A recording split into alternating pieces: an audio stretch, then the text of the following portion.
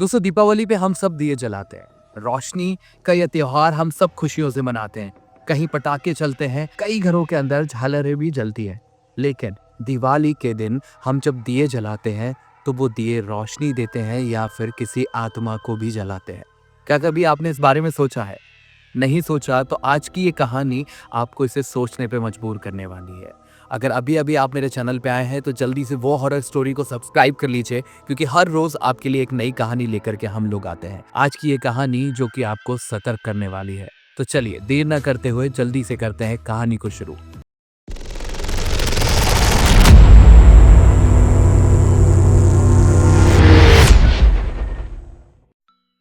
नमस्कार दोस्तों, मेरा नाम है सचिन ठाकुर और आज की हमारी कहानी है, क्या दिया रोशनी ही करता है या फिर ये किसी आत्मा को भी जलाता है। ये कहानी है मिर्जापुर के पास में माधापुर की। माधापुर के अंदर एक परिवार रहता है जिसका मुखिया है शंकर, उसकी बीवी है रेखा और बेटी का नाम है राधा। ये तीनों उस परिवार के लोग उस घर के अंदर रहते हैं। ये दिवाली का समय था जब घर को बहुत ही अच्छे से सजाया गया था। राधा ने अपने घर के अंदर हर एक कोने को बहुत प्यार से सजाया था। जहां उसने रंगोली बनाई थी, घर के अंदर अलग अलग पेंटिंग करी थी, जैसे कि हम सब गांव के अंदर वो चित्रकलाएं देखती हैं, वैसे ही राधा ने बहुत खूबसूरत तरीके से अपने घर को सजाया था। और बाजार जाकर के वो दिए भी खरीद के लाई थी कि दिवाली के दिन अपने घर को रोशन कर दूंगी। और ऐसे ही उसे एक दिया और मिला जिसे कहा जाता है नीली रोशनी वाला दिया। कहते हैं कि ये दिया सबसे ज्यादा समय तक घर के अंदर जगता रहता है। राधा को वो दिया मिल गया था, वो अपने घर लेकर के आई। उसने अपनी मम्मी से बोला कि माँ देखो, ये दिया मैं लगाऊंगी, ये वाकई में बहुत खूबसूरत लगेगा और इस दिए को मैं लगाने वाली हूँ जो घर के बीच आंगन में मैंने रंगोली बनाई है ना, उसमें लगाऊंगी इस दिए को। वहीं राधा बहुत खुश थी, परिवार भी बहुत खुश था और दिवाली का वो दिन आ गया। राधा ने पूरी सुबह से शाम तक तैयारी करी। शंकर भी अपने परिवार के साथ लगा हुआ था। राधा की माँ भी घर को सजाने में लगी हुई थी और ऐसे ही पूरे घर को बहुत खूबसूरत तरीके से सजा दिया था। अब समय था पूजा का, पूजा पाठ भी कर ली, हर चीज कर ली और उसके बाद दिए हम सब घर के बाहर लगाते हैं। वैसे राधा भी दिए अपनी माँ के साथ और पिताजी के साथ घर के कोने कोने में लगाने के लिए चली गई, जहाँ हर एक कोने में रोशनी हो जाए। वहीं राधा ने उस नीली रोशनी वाले दिए को अपनी रंगोली के बीचों बीच लगाया था। लेकिन दुकानदार ने उसे एक चीज कही थी कि ये दिया लगाने से जितनी भी बुरी चीजें होती हैं वो भाग जाती है, यानी कि नेगेटिविटी भाग जाती है। लेकिन अगर इस दिए को गलत जगह पे रख दिया जाए तो कई बार नेगेटिविटी हमारे घर के अंदर भी आ जाती है। ये वो दुकानदार बताना शायद भूल गया था राधा को। पर राधा बहुत खुश थी, उसने दिए को वहां रखा, पूजा पाठ करी, पटाखे वटाखे चलाए। अब रात के लगभग 12-1 बजे के आसपास राधा की नींद खुलती है जब उसे पानी की प्यास लगती है। राधा सीधे किचन की तरफ जाती है और अपना पानी का गिलास भरती है और पीती है।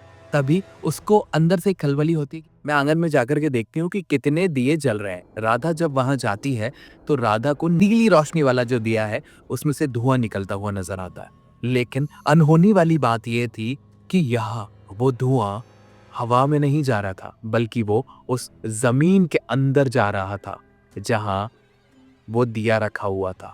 ये देख करके राधा पूरी तरीके से चौंक जाती है और राधा को पीछे से किसी के फुसफुसाने की आवाज आती है। तभी राधा वहां से बहुत तेज दौड़ लगाती है और सीधे आकर के अपने बिस्तर में छुप जाती है। उसकी माँ जो उसके पास में ही सो रही होती है, माँ बोलती क्या हुआ बेटा।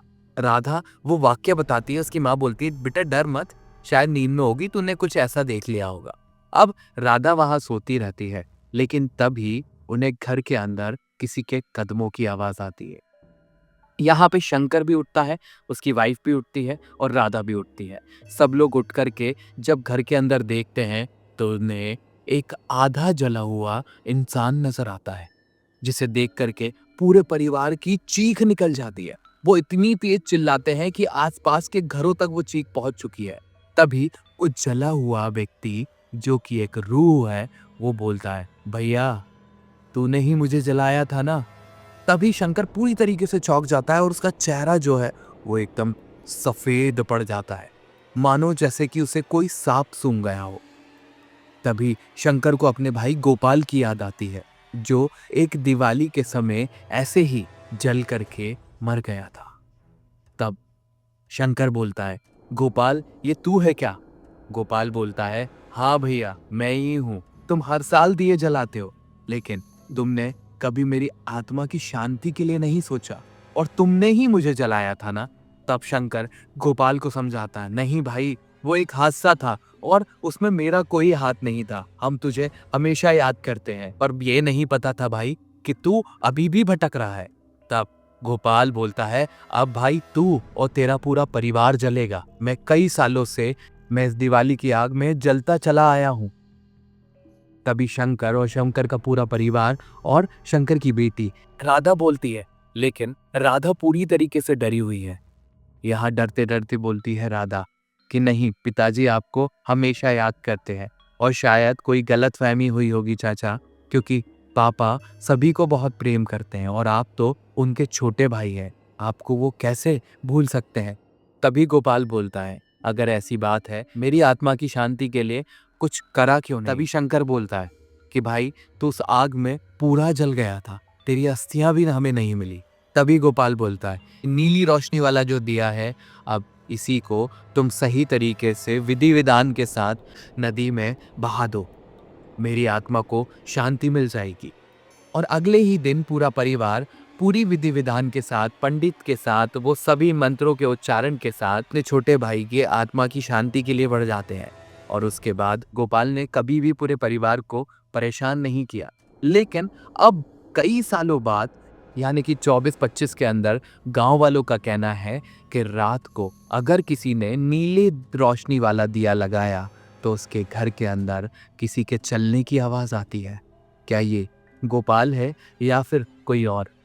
तो याद रखिएगा, नीली रोशनी वाला दिया शायद आपके घर में भी किसी को इनविटेशन ना दे दे। तो दोस्तों, कहानी कैसी लगी और क्या सुझाव है आपके इस कहानी के बारे में, या क्या कहना चाहते हैं, जल्दी से कमेंट में बताइए। आप सभी के लिए हम कल फिर एक नई कहानी के साथ मौजूद होंगे, लेकिन इस कहानी को अपना प्यार देना ना भूलें। लाइक करिएगा इस वीडियो को, शेयर करिए अपने दोस्तों के साथ। जय श्री राम।